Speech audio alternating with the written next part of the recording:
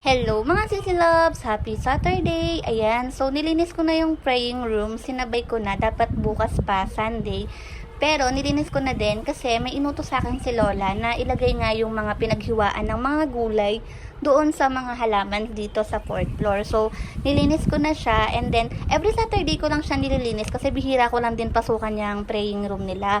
Kasi sila yung madalas nandyan, so sila yung nagpupunas, ganon. Pero ako, pagka Saturday or Sunday, nililinis ko siya. Ayun, minamap ko na siya, lahat. Kasi, parang hindi siya pwede linisin ata everyday. So, parang ayun yung pagkakaalam ko. Kaya, isang beses ko lang siya linisin sa isang linggo para malinis. Kasi pagka isang linggo mo hindi siya nalinis, ang dumi na nung sahig. So, pagka Saturday or Sunday, nililinis ko na siya para pang buong isang linggo na yon. Tapos, ayan yung pinaghiwaan kagabi. Ngayon ko lang siya ilalagay kasi kagabi madilim na. So, hindi ko kita. Sobrang init, late na rin ako nagising. So, nilagay ko muna siya dyan. Pero ang healthy ng lupa dyan. Kasi nga, ayan. So, yung mga pinaghiwaan namin ng mga pinagbalatan, ng mga prutas, ng gulay, lagi namin dyan nilalagay, sabi ni Lola. So, nagdilig na rin ako ng halaman. Yan lang.